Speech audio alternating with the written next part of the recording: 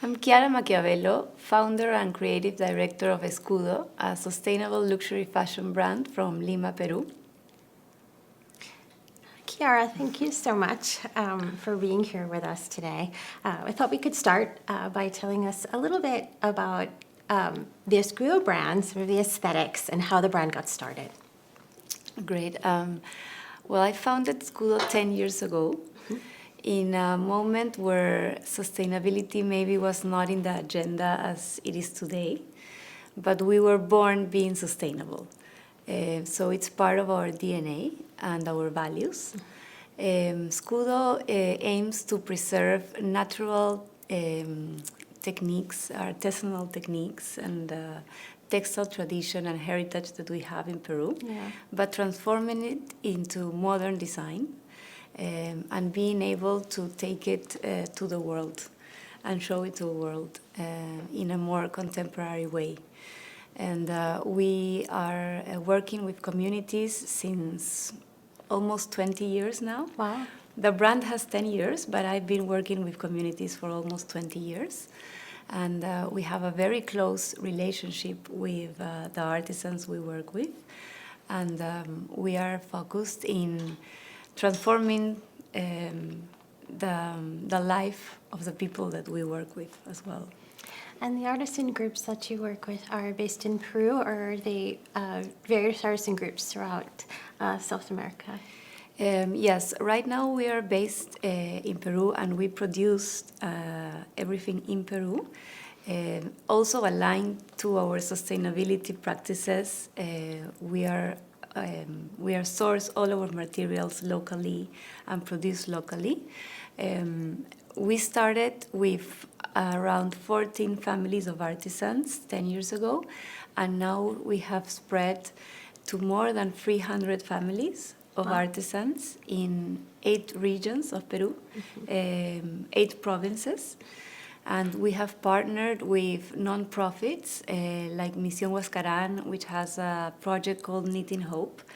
And we work with them to be able to actually follow and provide to all these families fair wages, to get a track of really do a positive impact and be able to expand and grow the project, not only into giving work to the communities, but also to providing education, healthcare, and at the same time being able to give the opportunity to girls that are in school to be able to learn weaving techniques. Okay. And in that way, when they graduate from high school, they have a tool to be able to continue, if they would like, work in the workshops. Because a lot of these girls don't get the chance to continue a professional career. They live in very impoverished rural areas of Peru. Yes. And so they get the chance to do something that they really like, that is part of their identity, part of their culture. And in that aspect, we have grown from being one community in that area to be 3 communities in 2 years, from 40 families, 130 Wow, families. that's remarkable. So it's like a process of really aligning into the SDGs of the United Nations and be able to generate a change in creating decent work and economic growth, trying to end poverty, trying to help in gender equality. 95% of the artisans we work with are women. And so it's not only a fashion brand, it is really a social project. It is. Yes. It is. And I think one of the things that I think is so remarkable at Escvdo is, you're so committed to sustainability, but it is a very holistic idea of sustainability, right? It's not just looking at the environment or ecology. It's social inclusion, it's economic empowerment, and how that is the complete package for sustainability. Exactly, yes. I think it's something that it started that way, and in time it became much more serious, the impact and the commitment I really saw I needed to have, because nowadays seeing what's happening in the world and being conscious about the impact the industry has had in the past, Yes. we have to be aware that we need to make a change of the approach we have of our impact in production, in consumption. And I do believe we can make things different, but it's also a commitment and a decision, and you have to be consequent with what you do. So I do believe we can do that, and especially from Peru, I think we have that possibility because we do have a textile heritage that is for centuries. No, Yes. we've been a textile country, and we have an amazing quality as a textile country. We have most of the most amazing, textiles in museums around the world. Yeah. And that's why I'm very focused in quality as well, not only in the fibers we use, but the actual craftsmanship in the pieces and the collections and the niche of where I want to actually position the brand as well, because I do believe we have to still be those master weavers we've been always. Yes, yes. Yes. So, Chiara, for the exhibition, you donated to the museum a beautiful dress that is part of your timeless collection. It's the Abanico dress. Can you tell us about this piece? Yes, this piece is really like an iconic for us. When I first designed that dress, it was during the pandemic. Oh, wow. Yes, we were in a lockdown. In Peru, we had a very extreme lockdown, and I was inspired by the Nazca culture, which when I started to investigate, they were a culture that had a lot of resilience because of things that happened to them as a culture and they had to overcome. And in that moment, I really felt it resonated a lot for what we were going on. Through. And they have these amazing textiles that have like this zigzag. And I really got very inspired by those textiles. So I started developing some swatches in crochet with these zigzags in some different colorways we've had.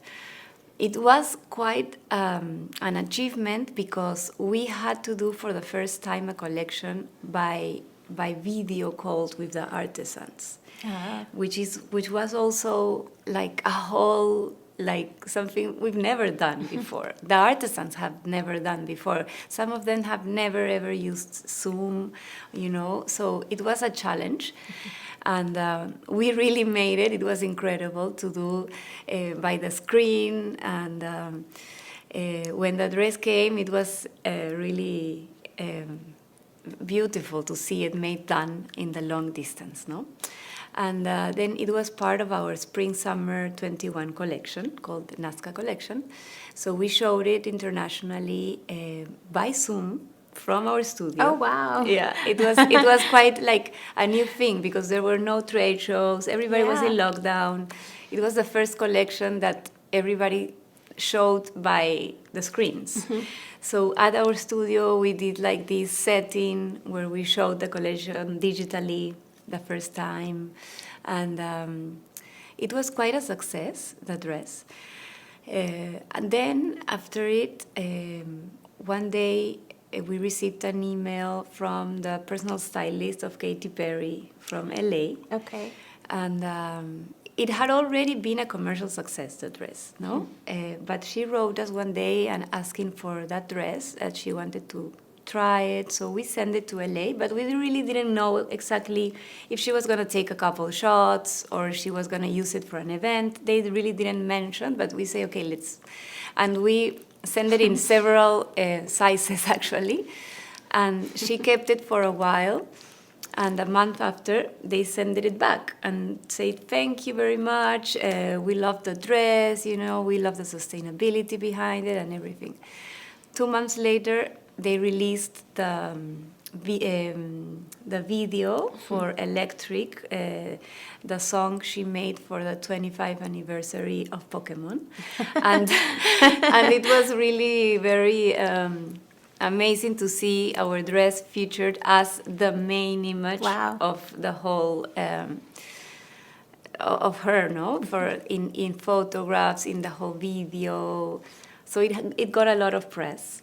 And after that, the dress have just like flown into different celebrities using it, influencers, and commercially it was a really great success. It was okay. And it was amazing because we make this dress with the communities of Knitting Hope in the central Andes of Peru, in a place where there's no cell phone connection. To get there, you have to travel maybe 8 or 9 hours by car to a point, and then 2 hours inside the mountain. Wow. And I traveled there to show all the ladies the video and everything. What was the reaction? It's incredible. I think I sent you one of the photographs. They had these amazing hats. Yes, that's and they are all looking at the phone. So amazing. They were really happy. They were happy. Yeah, really happy. And I don't know how they know Katy Perry, but you know, like it's really incredible. It has been like quite a successful dress, and the actual weaving, that pattern has become like a timeless piece for us. A staple of our collection, and we started expanding that into different colorways. We also did like a set. Is this a version of that? Yes. A different version. So we have like different dresses, different sets, colorways, and it's a timeless piece, really. It takes 21 days by one only artisan to actually knit, and it can only be done by one person. You cannot have 2-3 persons knitting it because it has to have only one tension in the weaving. Oh, wow. So it needs to be only one person doing it. And yeah, it's really amazing quality, the fabric. It's 100% Pima cotton. We do the dyes of the cotton. It's all natural dyes? Some are natural dyes, and some are not 100% natural because of the colors we sometimes need. But we do have the traceability of who does the dyeing. That's great. They don't use a lot of water in the process. It's all traceable for us, and it's all aligned to our values. So we like to control that. So we do the dyeing because of that, yes, right? That transparency is so important, right? Yes. Oh, that's great. And so we were so excited to have this piece not only for the exhibition, but for the museum's permanent collection. And so I just wanted to know some of your thoughts about being included in an exhibition about Latin American fashion designers. Well, for me, it's really a privilege and an honor to be part of this exhibition. Being the only Peruvian brand representing my country here, it's just really, I'm really grateful because of that. I've been really working so hard all these years to actually achieve all these steps in the way that they only motivate me more to keep on working and keep going. And also, I think that it's very important and relevant to, as an industry of Latin American designers, start to be more relevant in an international market, and to start for people to understand that we have a history and we've been working and we have all this heritage. And I think the attention in the fashion industry has had its moments in different continents, and you know it has like a process. And now I do believe there has to be an attention in Latin America because we have a lot to offer in terms of creativity, in terms of heritage, indigenous communities, craftsmanship, materials. So I do believe it's a moment in time that it's crucial, and that's why I think this is happening at the same time. There's also all of these wonderful collaborations with indigenous communities that really do go hand in hand with sustainability. Exactly. And so I think what's marvelous there too is it really fosters this uniquely Latin American approach to sustainable design. Exactly, and I believe that is the vision towards the future of the industry. So I think it's very relevant, very important, and I do believe I'm very fortunate to have this opportunity of being here. So thank you so much because of it. Thank you. Yes, yes. And also something that I really like about it is that it kind of like, that dress, it's a timeless piece. And for it to be valued as that, it only kind of reaffirms that fashion has to be that, no? It doesn't have to be trends. It doesn't have to be something that you throw away when you're couple seasons after, you know. It has to be something you treasure. It has to be a heirloom piece. It has to be something that in time it gets more value. And you can pass through generations to generations. And in that way, it's like an act of creation that is valued, no? And another like thing that I would like to add, which is something that I've recently added to my like realizations with all this work that I've been doing for so many years now. In the recent years, I've realized that the act of doing artisanal work and weaving is like an act of meditation.